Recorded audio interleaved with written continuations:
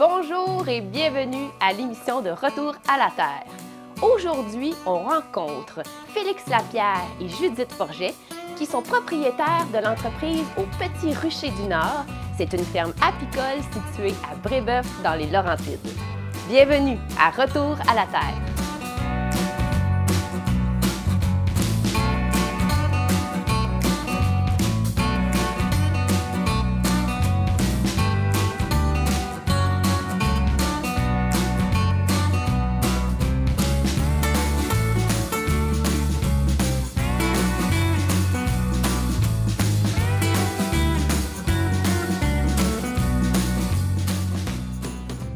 Bon matin, Félix.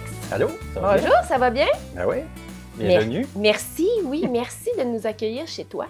C'est magnifique. Ah, super, merci. Félicitations, je sais que tu as contribué beaucoup au bâtiment. Là, on aura l'occasion d'en reparler. Félix, ce matin, on te découvre. Et dans le fond, toi, tu es apiculteur. Exact. À Brébeuf, dans les Laurentides. J'aimerais que tu nous parles de ton retour à la Terre, toi. Comment ça s'est passé pour toi? Et mon Dieu, c'est... Moi, dans le fond, je voulais pas être apiculteur à la base. Moi, je visais comme l'ébénisterie artisanale. Moi, c'était la fabrication de meubles qui me passionnait. Fait que j'ai tout misé là-dessus. J'ai fait mes études à Montréal en ébénisterie. Avant ça, j'avais fait un deck en art plastique là, pour m'aider dans la conception et la création du mobilier, en fait. Ça paraît. C'est ça, j'ai travaillé là-dedans dans quelques entreprises là, à Montréal. Puis là, finalement, moi et ma conjointe, on a décidé de revenir dans le Nord. Fait que là, j'ai travaillé dans des ateliers ici et là, dans les Laurentides, jusqu'au jour où... ben c'est ça, là, je suis parti à mon compte, j'avais de la difficulté à en vivre. Ça fait combien d'années de ça?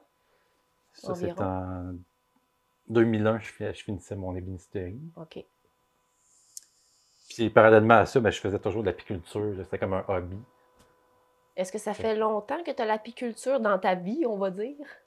Ça a commencé en 1997, avec mon frère. Dans le fond, c'était comme un hobby. On faisait ça la fin de semaine, c'est pour s'amuser. Puis là, ben, l'apiculture prenait de plus en plus de place, là, jusqu'au jour où j'ai décidé de m'y consacrer à temps plein, finalement. Donc, avec ta conjointe Judith, qu'on aura l'occasion de rencontrer, vous avez décidé de faire un projet d'apiculture, on va dire professionnel, là, commercial. Qu'est-ce qui a été l'élément déclencheur pour vous autres d'avoir choisi, par exemple, le site ici où on se trouve, là, à Brébeuf? Ben, dans le fond, on se débrouillait avec ce qu'on avait avant. On avait un entrepôt pour le matériel, un kiosque ailleurs pour la vente, puis la miellerie qui était un autre bâtiment. Fait qu'on était comme divisés en 3 emplacements. Fait qu'on passait notre temps à déplacer du matériel. C'était presque ingérable. Donc, je comprends qu'au début, quand vous avez commencé, vous étiez à petite échelle, différents lieux de production ou de vente ou... C'est ça, fait que là, on cherchait un emplacement pour regrouper tout ça au même endroit. Là, ben, c'est là qu'on a trouvé un terrain à Brébeuf là, qui répondait aux critères. Ça prenait comme industrie légère. Fait que on l'a acheté. Fait que là, c'est là qu'on... Mais au début, c'était comme à plus long terme. On dirait que ça a comme déboulé vite. Là, on a acheté le terrain. Puis là, finalement, on a eu un prêt à caisse. Fait que là, l'idée de construire est apparue comme plus rapidement qu'on avait prévu. D'accord. Alors, on va dire la charpente du bâtiment a été construite là, avec des professionnels de charpenterie, j'imagine, puis toi, tu as contribué après ça. Oui, avec ton on a engagé un contracteur de Brébeuf pour monter le rough, puis moi, j'ai fini l'extérieur et l'intérieur. OK. Tu es très bon dans ce que tu fais, hein, parce que franchement, quand on rentre... Premièrement, quand on arrive chez vous, c'est magnifique. La pancarte est belle en rentrant. La bâtisse est belle. La porte rouge est belle. Tout est beau. On rentre dans la boutique ici. Toi, c'est chaleureux. Un mix de rustique puis de moderne. En tout cas, moi, je suis vendue pas mal. Toi, ça, c'est Judith. La boutique, c'est Judith. Elle me disait les couleurs, elle me disait ce qu'elle voulait. Moi, j'exécutais. Judith, elle a le côté artistique là, de la graphiste. Je pense que oui, elle a ça. Comment dire? elle avait son image en tête, puis on l'a fait ensemble. Alors, vous avez construit un bâtiment qui est multifonctionnel, on va dire, Mhm. dans lequel vous avez votre aire de vente où on se trouve présentement. D'ailleurs, la boutique, est-ce qu'elle est ouverte à l'année? Oui, on rouvre à l'année, c'est juste que l'hiver, on va réduire nos heures d'ouverture. Oui, je peux comprendre. Fait qu'on, au lieu de faire du 6 jours, mais là, on va faire du 3-4 jours, du jeudi au samedi, mettons l'hiver. Là. Oui, Parce un que peu l'hiver, plus c'est moins restreint. achalandé, en fait. Là. C'est sûr. Vous êtes dans une région qui est très agricole et en même temps, y a-tu beaucoup de tourisme? Quand même, oui, on est chanceux. On a la route qui mène à l'Ontario aussi. Fait qu'on pratique notre anglais. Ah, c'est le fun! On a beaucoup d'Ontariens qui passent, là, justement, vendredi, samedi. Puis beaucoup de gens locaux aussi là, qui connaissent nos produits, des habitués. Oui, là. c'est sûr et certain. On les découvre, entre autres, dans les magasins de... Moi, je suis à Val-David, j'ai découvert vos produits, puis les miels sont tous délicieux. Donc, et je voulais te demander, donc, l'établissement ici de votre commerce, on va dire, en quelle année? Depuis quelle année vous êtes ici? Depuis 2018. Donc, 2018, maintenant, ça fait 4 ans. Oui, en 2022. C'était juste avant la pandémie, dans le fond. Puis là, quand on a ouvert, la pandémie a éclaté. Fait que là, on ne sait pas comment ça nous a affecté. Là, on aurait voulu faire une ouverture officielle, mais avec la pandémie, on n'a pas pu. Fait qu'on, oui, je comprends. on a comme un peu manqué notre ouverture, je trouve. Bon, ben, on passe le message. Vous êtes là, c'est beau, il faut venir voir ça. Oui. Et dans toute cette belle aventure qui est l'apiculture dans ta vie, toi, est-ce que le fait de le faire de façon professionnelle, qu'est-ce que ça apporte là, comme réalité pour toi maintenant? Là? Temps Écoute, plein. c'est énormément de travail.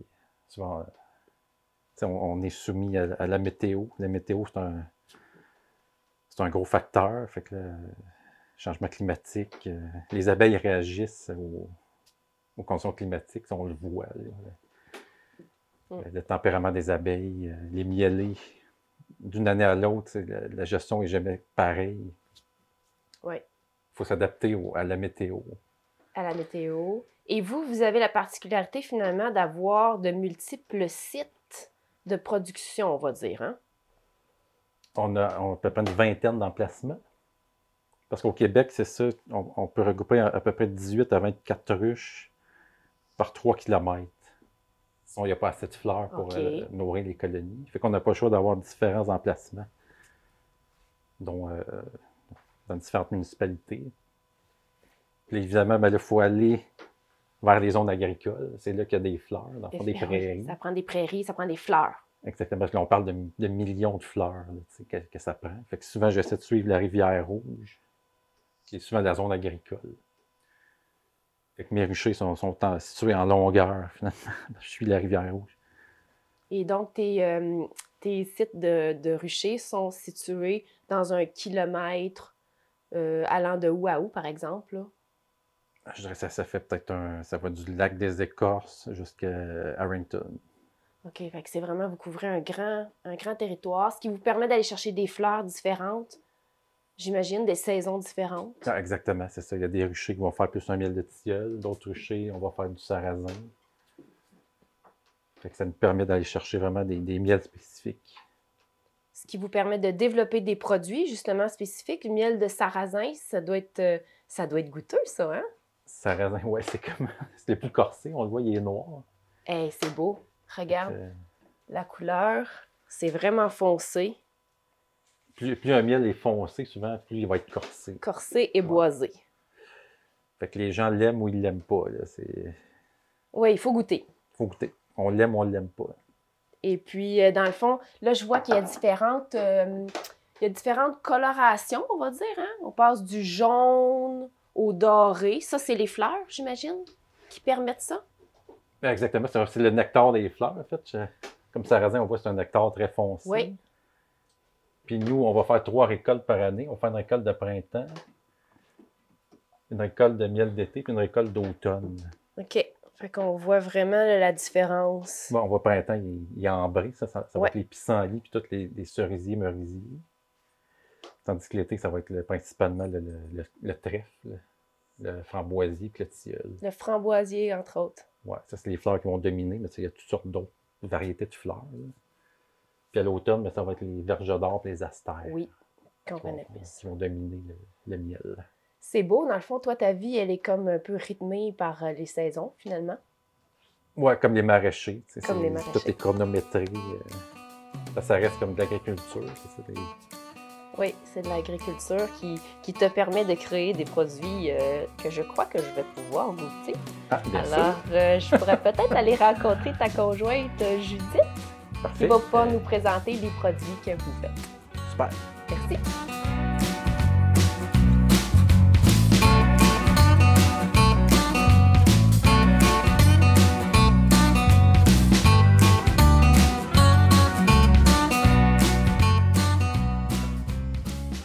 Présentement en compagnie de Judith. Bonjour Judith. Bonjour. Merci de nous accueillir. Et merci de m'offrir cette opportunité Oui, on va goûter de des déguster produits. des bons produits. Judith, vous êtes producteur de miel, on en a déjà parlé, mais vous êtes aussi producteur d'hydromel. Oui, depuis cette année, c'est nos premières cuvées, en fait. Ça fait longtemps que Félix rêvait de faire des hydromels. Puis là, cette année, c'était l'occasion. Là, on a demandé les permis, tout ça. On a fait les démarches, puis on a parti nos premières cuvées là, cet hiver. Qu'est-ce qu'un hydromel? Un hydromel, c'est un vin qui est fait à partir de miel, en fait. Au lieu d'être des raisins qui vont macérer dans l'eau pour faire de l'alcool, c'est le miel qui fait le travail, en fait. Donc, le miel va donner le côté sucré et le côté unique, j'imagine, en fonction des fleurs aussi? Oui, dans le fond, dépendant du miel qu'on va utiliser, l'hydromel va être différent. Fait qu'on peut utiliser plusieurs sortes de miel différents pour faire un hydromel qui va avoir un goût différent.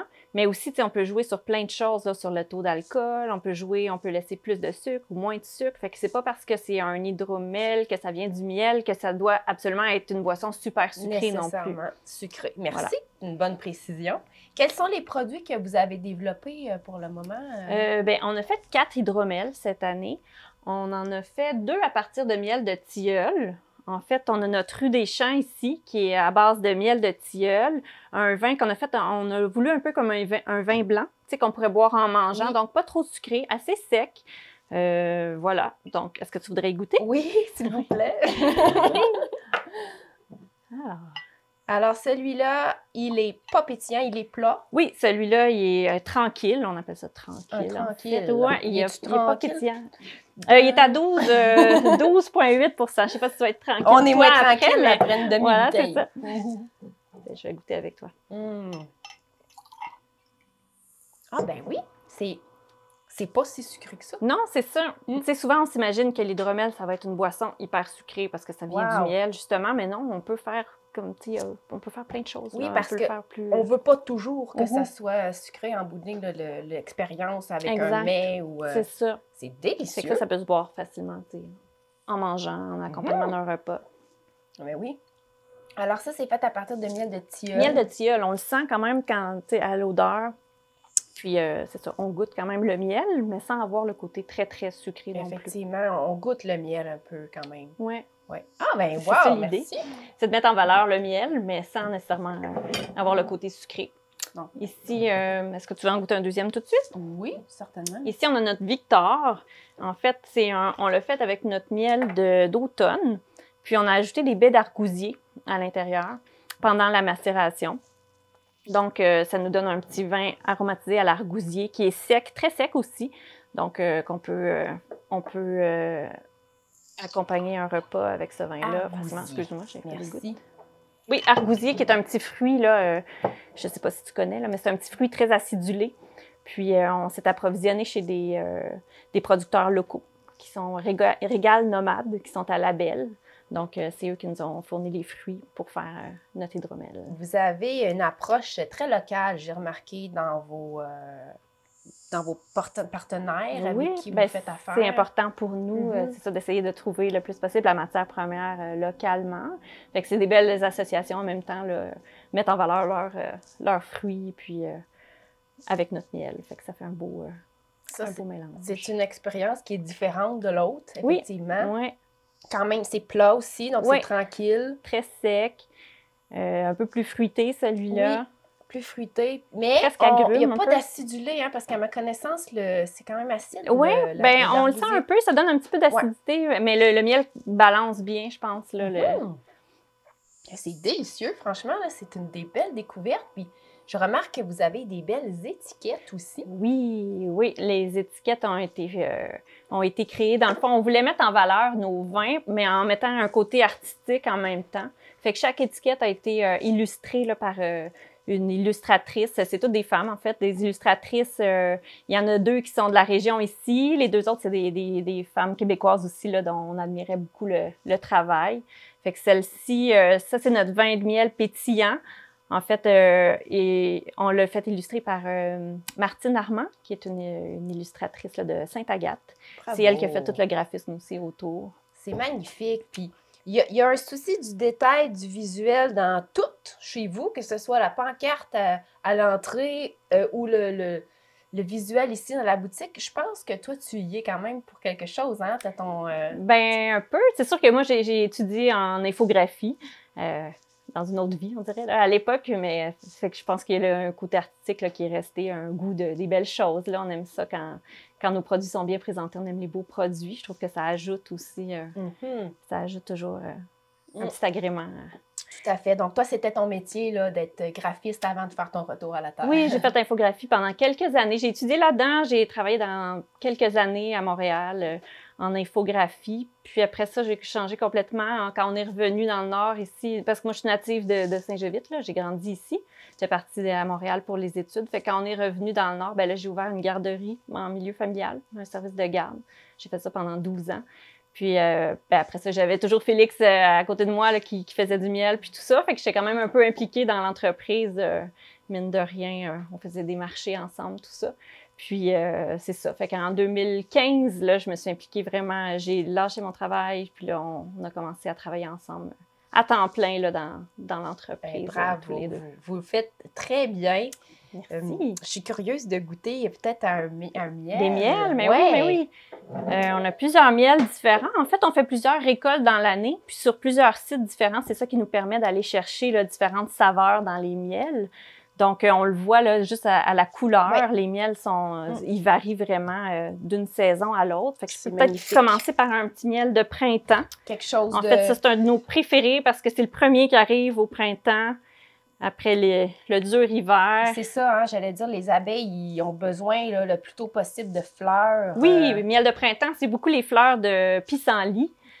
Fait que quand on dit là, laisser les pissenlits sur vos terrains, c'est important pour les abeilles, c'est leur première source là, de nourriture. Fait que pissenlit, cerisier, merisier, tous les arbres à fruits là, qui fleurissent très tôt. C'est ça qu'on retrouve, même de l'érable, dans ce miel-là de printemps, qui est comme particulier, complètement différent de toutes les autres. Délicieux, Ouais. Franchement, là, c'est un régal de papilles. Puis oui, le message est lancé, hein, on laisse nos pissenlits pour les abeilles, c'est important. Oui, c'est la première source de nectar et de pollen aussi. Ouais. Là. Les fleurs de tussilage aussi qui viennent avant. Oui, le tussilage qui vient en premier. Qui ressemble au pissenlit, mais qui n'en est pas un. Exact. On coupe pas ça, on les laisse pour les abeilles. Oui, les fleurs sauvages. C'est vraiment ce qu'il y a de mieux pour nos abeilles. Ça, c'était vraiment très, très bon. Tu t'en fais goûter un autre? Ouais, oui. Je peux te faire goûter le miel de tilleul, qui est complètement différent. C'est un miel qu'on récolte l'été. Les tilleuls viennent en fleurs autour du mois de juillet, là, puis c'est une source incroyable de nectar pour les abeilles. Puis il y en a beaucoup dans la région. Ici, sur nos sites, on récolte souvent du miel de tilleul. C'est un miel qui a un goût frais, mentholé un peu. C'est très floral, j'ai l'impression. Là. Ouais. C'est le fun parce que l'expérience d'une sorte à l'autre est vraiment différente. Là. Oui, souvent on a l'impression que du miel, c'est du miel. Là. C'est tout pareil, mais quand on les goûte un après l'autre, on peut vraiment voir la différence d'un nectar à l'autre. Délicieux. Puis peut-être le miel de sarrasin ici. Oui, le miel de sarrasin, on va le prendre directement ici. Tiens, je serais curieuse. Je vais repartir avec le pot après. Parce que ça, c'est très foncé. Oui, c'est un miel qui est vraiment foncé. Pourtant, il vient d'une petite fleur qui est toute blanche, mais le nectar est vraiment très foncé, très corsé. Merci. C'est un miel qui a un goût un peu boisé, assez intense. Là. Il laisse personne indifférent. Il y a des gens qui adorent, il y a des gens qui détestent, parce que c'est complètement différent de tout ce qu'on connaît comme miel. Je m'attendais à quelque chose de plus goûteux, là, effectivement, là, puis c'est vraiment... sais, je pense pas nécessairement à la galette de sarrasin nécessairement, mais quand même un petit peu Oui, quand oui, même. on sent le côté corsé, là, presque mélasse un peu. Ça Presque pourrait se mélasse. comparer un peu. Ouais. Wow! Puis tu recommanderais ça sur une crêpe aussi, ou par exemple? Ça pourrait être sur une crêpe ou pour accompagner des fromages, là, des fois avec une petite tartine fromage, un petit peu de miel de sarrasin sur le dessus. C'est super bon. Ou pour faire des galettes. Moi, je fais des galettes au lieu de mettre de la mélasse. Je mets du miel de sarrasin. Ça me fait une galette goûteuse. Ouais. Alors, l'aire de vente ici, en général, on peut faire des dégustations aussi. Oui, toujours, ouais, quand on est ouvert, là, vous pouvez toujours venir, on vous présente nos produits, on fait goûter comme ça. Vous pouvez être sûr de partir avec quelque chose que vous aimez, puis vraiment vivre l'expérience, là, voir la différence entre les miels. Merci beaucoup, Judith. Ça me fait plaisir. Félix, on est présentement dans ton entrepôt. Et on voit quelque chose de particulier en arrière de toi. Qu'est-ce que c'est? En fait, ici, c'est la salle d'extraction du miel. C'est là qu'on va extraire le miel des rayons pendant l'été. Fait que j'ai tous mes équipements. J'ai mon extracteur qui est là. J'ai la désoperculatrice. J'ai ma petite empoteuse. Puis j'ai les cuves qui reçoivent le miel. Qui reçoivent le miel. Et éventuellement, qu'est-ce que tu fais de cette salle-là après? Oui, bien là, on a été chanceux. La Régie des alcools nous a autorisé pendant l'hiver à fabriquer nos hydromels ici. Fait que la même pièce a comme deux fonctions. Étant donné que l'hiver, c'est une pièce qui est comme inutilisée, bien là, on la rentabilise en produisant nos hydromels. OK. C'est ce qui s'en vient pour vous là, cet hiver? Oui, là, on est en train de nettoyer. Là. Il y a un gros ménage de fin de saison qu'on est en train de faire. Puis là, on réaménage ça pour l'hydromel. Fait qu'on va rentrer des pompes, tous les équipements là, propres à l'hydromel prochainement. Puis on commence. En tout cas, j'ai l'intention de commencer ça peut-être dans quelques semaines. D'accord. Donc, quand le miel est extrait là, des ruches, il s'en va dans les cuves, tu as dit? Oui, exact. Pour combien de temps environ? Dans les cuves? Oui. Habituellement, je laisse un 3-4 jours là, parce que c'est comme une clarification qui se fait dans la cuve. OK. Dans le fond, toutes les micro-bulles d'air vont remonter à la surface. Les particules de cire. Fait que ça fait comme une filtration naturelle, si je pourrais dire. Puis après ça, on soutire par le bas de la cuve pour le mettre en pot. Puis au moment de l'empotage, on va dire, donc là, on est justement dans votre salle d'empotage ici. On connaît le miel, on va dire, typique là, qu'on voit en magasin. Il est clair, il est liquide. Mais là, on s'est pris chacun un pot de miel qui est en processus de cristallisation. Et puis là, dans le fond, ici, moi, j'en ai un qui est comme à moitié cristallisé. Puis toi, tu en as un qui est complètement cristallisé. Ouais, fait que c'est comme le même miel, finalement, qui est en train de se changer, finalement. Oui, c'est comme un processus naturel. N'importe quel miel naturel va tendre à cristalliser. Parce que naturellement, dans la ruche, il va être liquide comme ça. Mais avec le temps, avec la composition chimique des sucres, bien là, il va se transformer comme ça. Donc ici, on voit que c'est le même miel. Lui cristallisé, puis lui liquide. Fait que souvent, on prend pour acquis que cristallisé, il sera plus bon. C'est juste, dans le fond, qu'il change d'état, mais il est tout aussi comestible. Il faut juste apprendre à le découvrir cristallisé. Là. À l'accepter, finalement, hein? Parce que le produit est excellent encore. Exactement. Comme le tien, on le vend comme brut. Donc, il y a des gens qui le préfèrent cristallisé. D'autres gens vont le préférer liquide. Mais c'est sûr que cristallisé, ben, il est plus... il a été moins chauffé, finalement. Là. Fait donc, on peut apprendre à le cuisiner et à le manger cristallisé aussi. Là. Est-ce que ça a un lien avec le phénomène de pasteurisation? Oui, dans le fond, la pasteurisation, c'est l'industrie qui a créé ce processus-là pour empêcher le phénomène de cristallisation. Parce que c'est quand même... En tablette, c'est quand même... une gestion, il faut que tu récupères tes pots cristallisés et en remettre du liquide. Oui, ce serait beaucoup de travail. Pour l'industrie, ça serait comme l'enfer. Nous, on le fait, on fait la rotation. Sauf que pasteuriser un miel, ben là, tu détruis ton produit. Tu vas tout enlever les bienfaits là, dans ton miel. Alors donc, si on veut avoir un miel dont les concentrations, on va dire, quasiment médicinales ou ne serait-ce que naturelles sont plus présentes, il faut aller vers un miel qui est non pasteurisé. Oui, tous nos miels sont non pasteurisés, mais pour optimiser, ben, on a notre miel brut, non chauffé, non filtré. Non chauffé, non filtré. Fait que lui, tu as toutes Tu as le meilleur du miel, autrement dit. Alors, là, ici, tu as le miel brut. Et bon, c'est ça, comme on dit, il y a le miel qui est en cristallisé, mais qui est tout aussi bon, puis qui va pouvoir s'étendre sur une toast ou se mettre dans un café autant que l'autre, là. Juste le liquide pour cuisiner, c'est sûr que c'est idéal. C'est pour les vinaigrettes Oui. Ou manger à la cuillère. Effectivement. Et admettons qu'on a un miel cristallisé puis qu'on voudrait le ramener à son état plus clair. Est-ce qu'on peut faire ça à la maison? Oui, c'est juste de le mettre dans l'eau chaude. Fait qu'un petit bain-marie léger, jamais bouillir l'eau. C'est sûr que ça peut être un processus qui demande beaucoup d'énergie, mais bain-marie eau chaude, c'est la meilleure façon. OK. Merci. Si tu me permets, je vais te libérer. Ouais. Merci beaucoup parce que cette petite capsule éducative, on ne jette pas notre miel finalement quand il est à moitié cristallisé, s'il vous plaît. C'est de la bonne ressource. Et maintenant, toi, tu me dis que cet hiver, tu vas transformer ta salle d'extraction de miel en production finalement d'hydromel.